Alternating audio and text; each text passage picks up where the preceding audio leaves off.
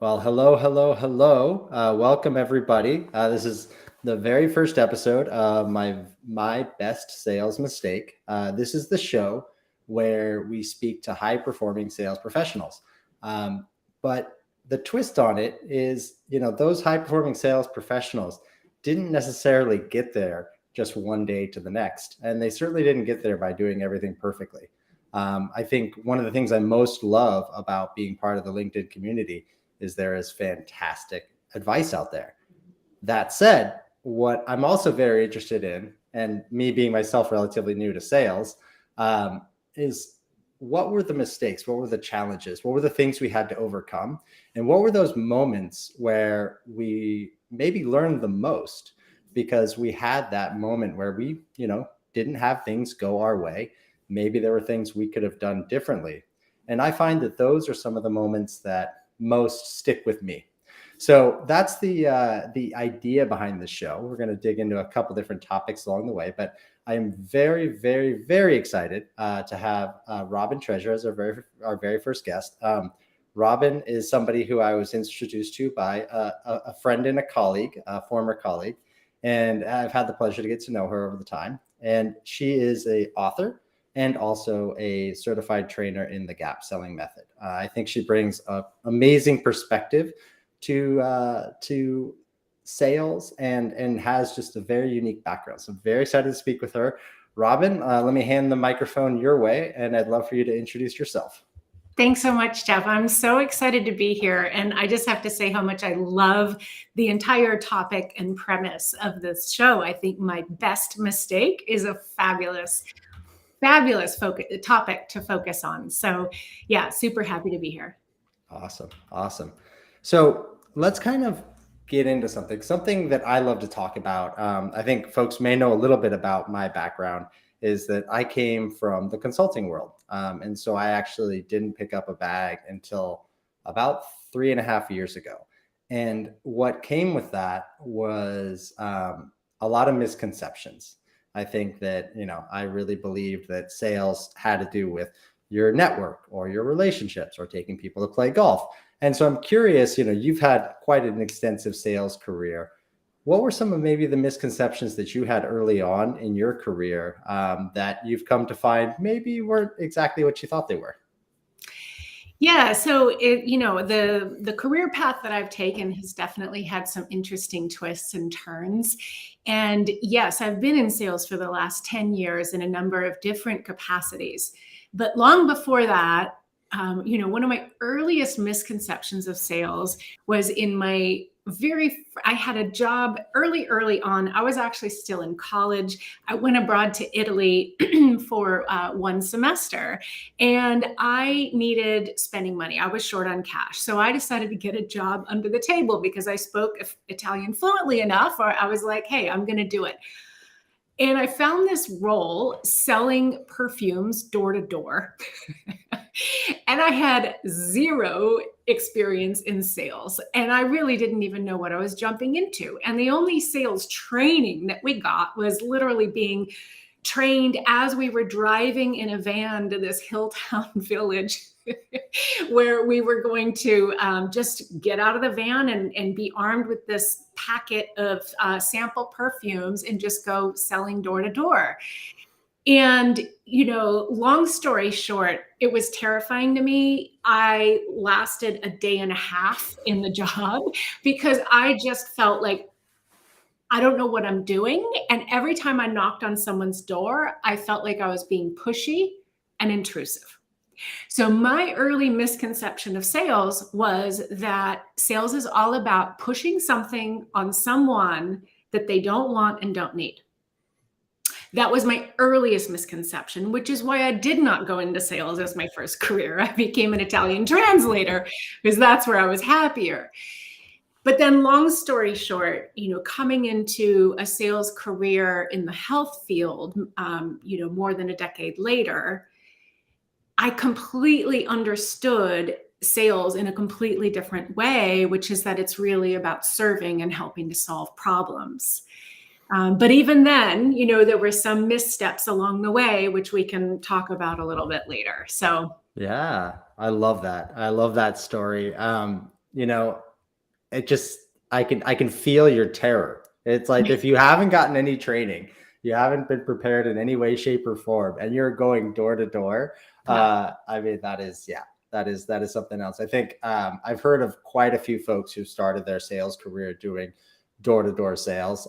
One of the ones that first comes to mind is Jason Bay talks a lot about that. I think he sold house painting or something like that early on. And I mean, I'm just amazed. Like that is absolutely cutting your teeth in some really, really high pressure situations.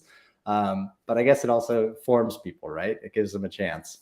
Go ahead. It's good, it's boot camp training, because I do think it's important to just learn to just get out there. The only sad part is when you're left with this fear, that you're going to be, pushy or intrusive, or, that fear remains with you. That's the only thing that can really trip you up. So, but overcoming it is huge. I'd love to fast forward a little bit from there to your first sales role. I'm kind of curious, like, you had this, I don't know if we call it a negative experience, but it's a very short, very clearly it stayed marked in your experience. What led to your first role in sales? Yeah. So what led to it was my passion for health and nutrition. So I actually pivoted from being an Italian translator to becoming a health coach and learning how to, coach people into being their best selves and being their healthiest selves.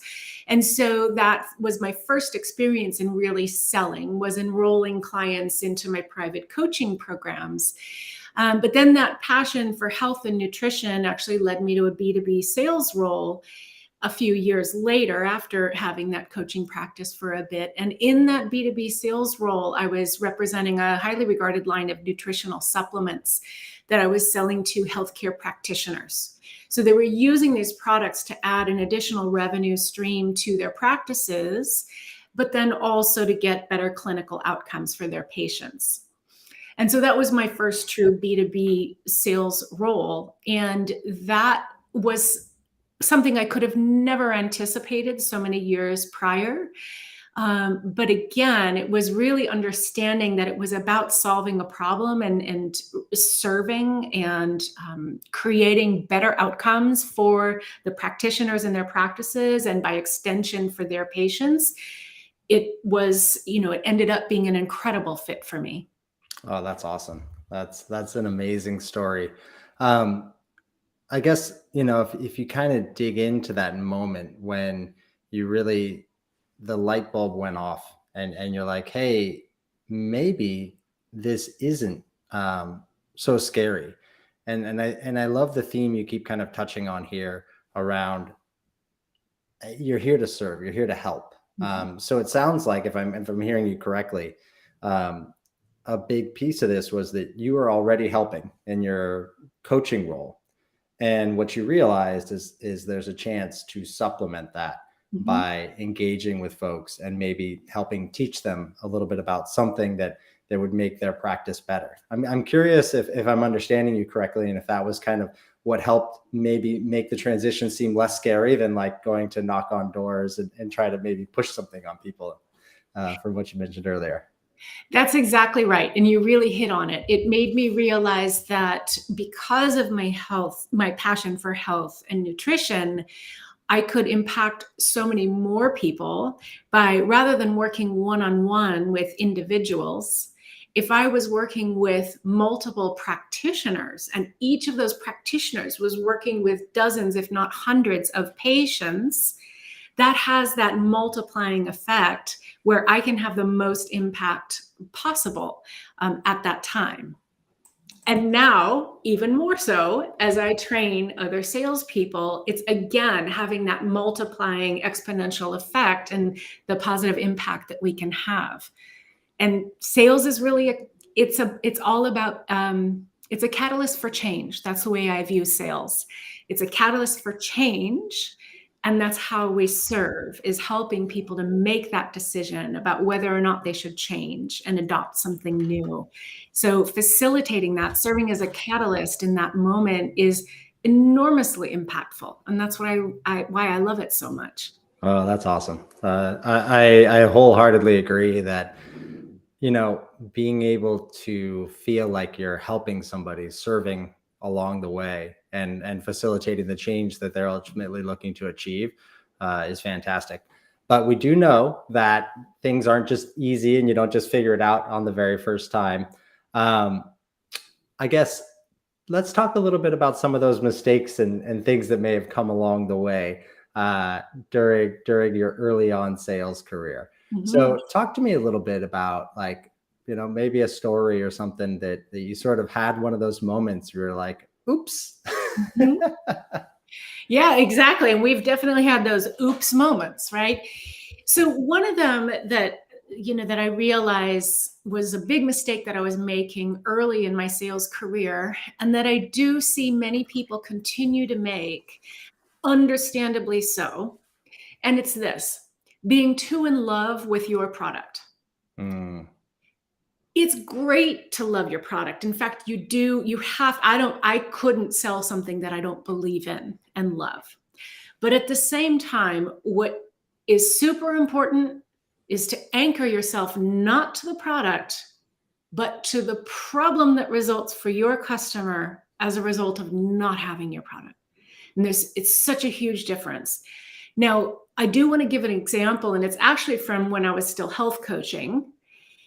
And so this is going to be more of a B2C example. However, it can equally apply, whether it's you're selling software in enterprise sales or anything else. And it's this. So again, remember, being too in love with your product.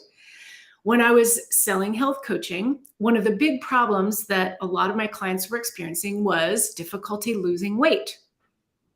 Now, I knew, because of my experience and expertise, that part of what can impact someone's ability to lose weight is their microbiome.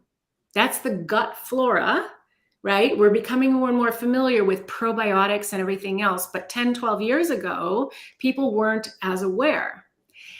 I would be so in love with my program that would help you optimize your gut flora and change your microbiome, and therefore as a result you would lose weight. But I was jumping too far ahead. My prospective clients couldn't see that. So when I was too in love with my program that I had designed that would help people to improve their gut health and by extension lose weight, I was focusing too much on the features of my program, which we mm, know don't talk features and benefits, but we can easily fall into this trap when we know it can help someone. But the problem is we can't get ahead of the buyer. mm, So rather than talking all about how to prospective client, if you just optimize your gut flora, you're going to lose weight, I was already way ahead of them. What I needed to do was focus on the impacts of the problem that they were having. Problem being losing weight. What's the impact?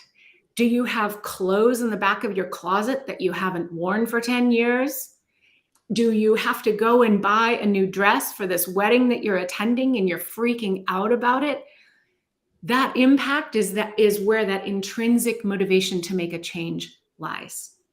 mm. So if I'm too in love with my product and talking about my fancy program, I'm not going to tap into those intrinsic motivations to make a change. And that's whether it's software or anything else. Yeah, I love that. I think that's just so fantastic. It's just, to your point, it's easy to love what you know we're representing because we're heavily invested in it. In fact, one of the things that I often see is that the first training that a rep gets is in their onboarding is on their products and their features and their benefits. And then folks are surprised when people go out and what do they talk about? Their products and features and benefits. They don't have a chance. I'm curious if there's any story or there's any moment that you were either speaking to a person or a healthcare professional, a doctor, somebody along the way, where you sort of had one of those moments.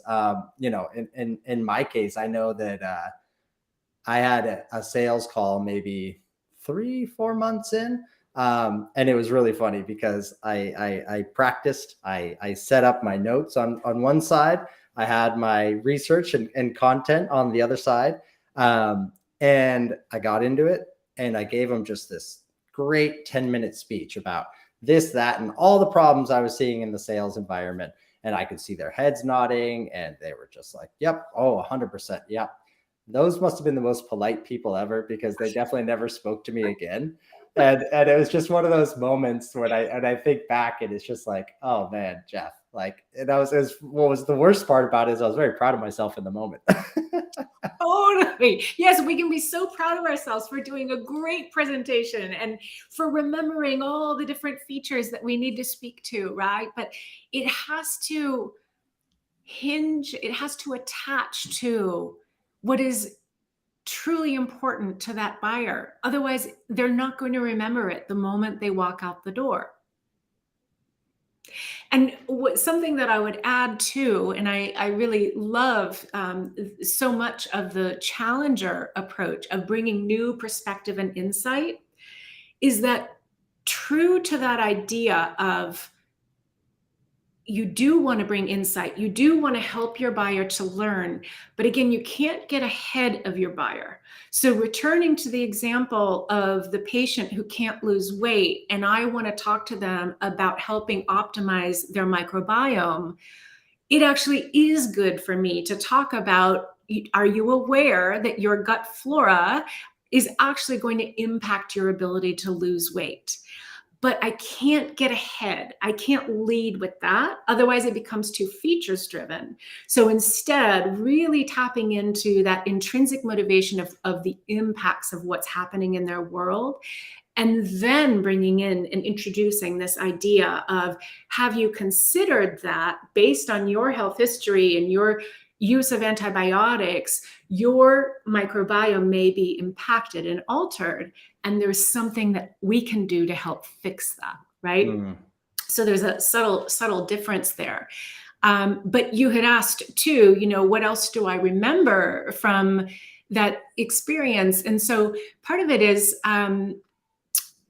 another thing that I had done early on was accepting what the buyer was telling me was important, i.e. their decision criteria, and me accepting that at face value and getting happy ears and saying, yes, we can satisfy that. So, later when I was in my B2B role and having a buyer tell me, well, do you have a product that contains XYZ ingredients? And we sure did. And I was super happy that they asked, because we had it. And I was happy to offer it and say yes. But I was completely missing the opportunity to ask them, why do you ask? What's prompting the question? And then understanding what they were trying to solve for, there may have been something else that I could have introduced to them. Or conversely, let's say that I just gave them what they were asking for and it didn't help solve their problem. Guess what? Next month, next year, are they still going to be ordering? No, they're going to be going on until they find a different solution.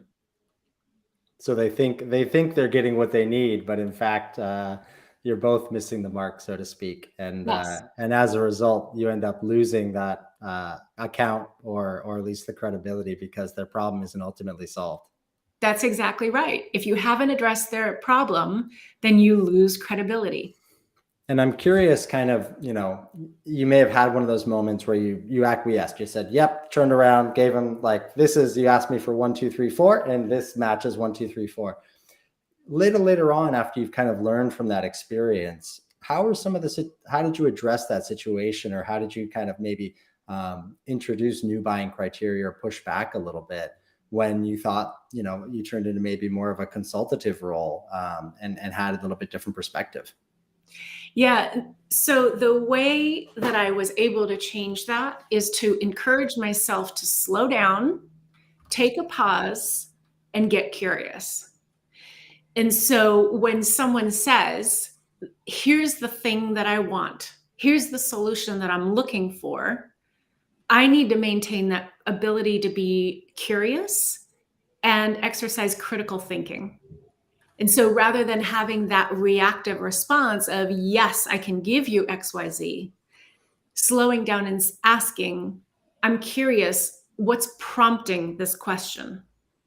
I'm curious, what's driving your demand for XYZ? And really fully understanding their entire environment. And all of it hinges on performing an actual diagnosis. So diagnosing the entire situation, and in gap selling terms, we like to create, work with the analogy of being a doctor rather than the pharmacist. So with a pharmacist, you take a little piece of paper up to the pharmacist's window and say, I need this medicine. And the pharmacist goes and gets it and tells you how to use it. But instead, we need to be doctors. We need to slow down. We need to, if you, Jeff, come to me, I'm your doctor, and you say, I've got a headache, and I really think that a really strong ibuprofen is what I need. I can't simply just give you that. I need to understand, tell me your symptoms. What are you experiencing? How long has this been going on?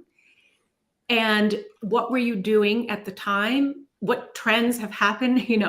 All of those things to really create a diagnosis, to perform a diagnosis of what's going on in your world and what's causing it. And then from there, I can give my prescription. And so the prescription may be the exact thing that I sell that's the solution to fix the root cause problem you have. But it is malpractice to give that prescription before I've done my diagnosis. Absolutely. Yeah, I love that analogy. That is it's so clear, where it's like, yep, you got to be the doctor, not the pharmacist, because otherwise, what's a pharmacist? They're an order taker, right? Yes, exactly. And in this environment, order takers are going to find themselves a little bit short on demand. That's exactly right. Now, Yeah. I love the curiosity. I think where some newer sellers or younger sellers might struggle a little bit is, how do I learn, maybe what the questions are, how to get curious, how to prepare for that conversation, so that when I walk in and I get kind of that laundry list of this is what I'm looking for, I maybe have an idea. And I'm curious, in your background, if there was a moment, a mentor, somebody that stands out, or an opportunity that you had to do some research, or something that helped you go from sort of that order taker mentality to having the confidence to know what to ask about and what to dig into. Yeah. So, I've had so many great mentors over the years that have really taught me to have more of that exercise, more of that critical thinking. And so it's all about problems. It all comes back to problems, right? And so part of it is anticipating what are the problems that are arising in that ideal customer profile's world, because they don't have the thing that you offer. And so it's going to vary, of course, from industry to industry, but think of what are the overall objectives of that business? What are the overall goals, and what's the purpose of that business? And if any of those things are being impeded or held up, and the root cause is, because they don't have that piece of software that you offer, or, in the example of a healthcare practitioner, they're not getting the results that they're seeing or that they're seeking to have for their patients, and your product can help satisfy that. That's where it is. That's where you can help. But so it's taking a step back. How to develop that curiosity and that critical thinking is to take a step back, analyze that landscape of your ideal customer profile, anticipate those business problems that are related to the bigger purpose or objective of what they're out to do. And then from there, kind of retrace and perform that diagnostic root cause analysis.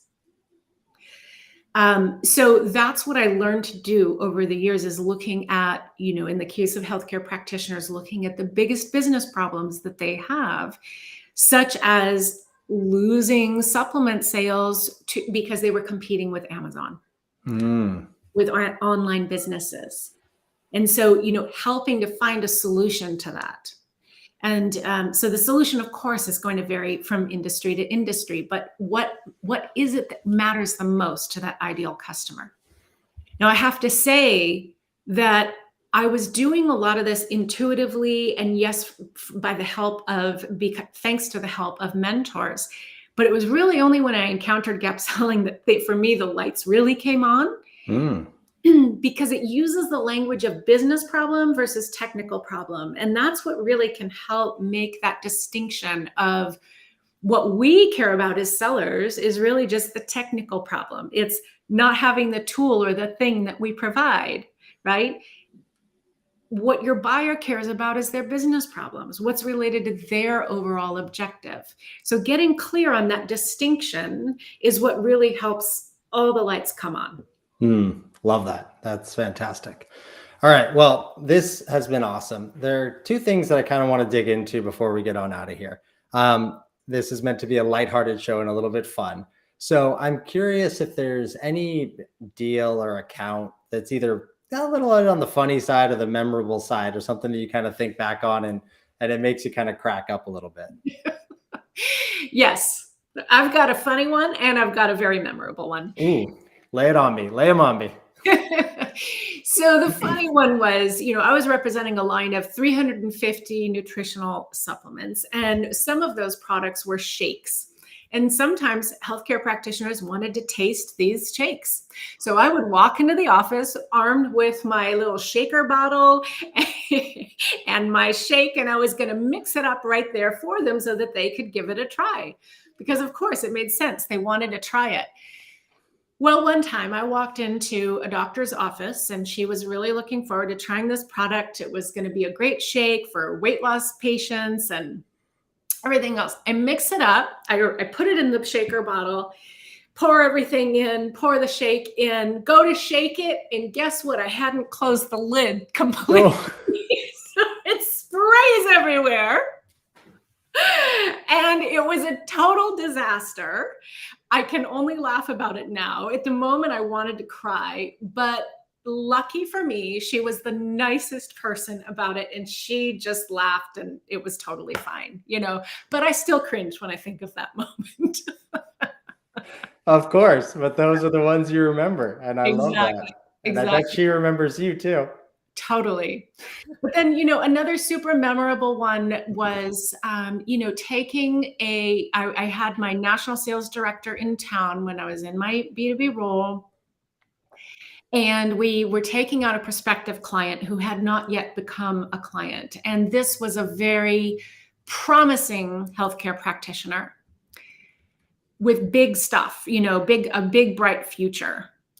But we went to dinner with the national sales director and this doctor talked and talked and talked throughout the whole thing and kind of seemed to be blowing a lot of hot air, but I saw all the potential. And afterwards, my national sales director says to me, "That doctor is never going to amount to anything." Well, I kept believing in that doctor. That doctor went on to become my largest account by 10 times as much as any other doctor, and doing incredible things on national stages. Long story short, it was just one of the most incredible accounts I could have ever imagined or hoped for. Oh my God, that's amazing. And that's awesome.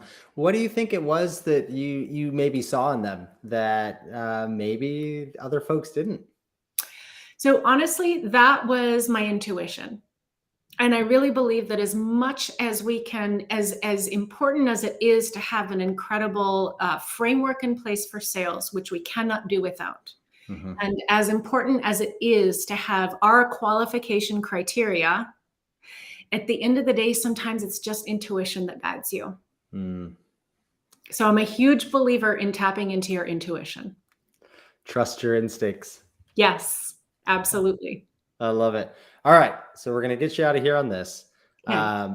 What is the one live artistic event? This can be music, comedy, theater, visual arts, anything that you feel like is artistic. Would you recommend that someone or everyone experience? I love this question. It's so great. So I would actually highly, highly recommend a live concert with Michael Franti. Ah, Mike, I have seen Michael Franti. you have in I concert? have. Absolutely. Okay, awesome. Yeah, for anyone who doesn't know him, I mean, he's an amazing blend of kind of like reggae and rock and pop. He's just his own thing. And his concerts are so high energy and he's so interactive with the crowd and he gets in the crowd and balloons will be falling from the sky and everything else. And it is this incredible surge of just positive energy and love. And that is what I would highly recommend. Oh man, I love that recommendation. And if I'm not mistaken, he goes barefoot Yeah. as a kind of a representation for, I think it's children who maybe, can't have footwear or something. It's been a few years since I've seen him, but he really stands for some wonderful things. Feel free to fill in if you have the story better than I do. Yeah, no, I think you know it better than I do, actually. But he's just such a good human.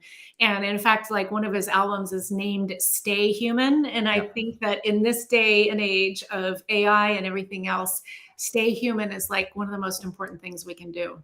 All right, folks, you heard it here. Stay human. Thanks to Robin Treasure, and go check out Michael Frati. So, Robin, where can folks connect with you? Where can they find out a bit more about you and your background? Yeah, connect with me on LinkedIn. I'd love to be on LinkedIn and post content almost daily. And so I would love for people to send me a connection request there. They can also check me out at robintreasure.com. All right, folks, thank you so much for joining us. This has been my best sales mistake with Robin Treasure. And Robin, thank you. You've been a wonderful guest. Thank you. Thanks so much.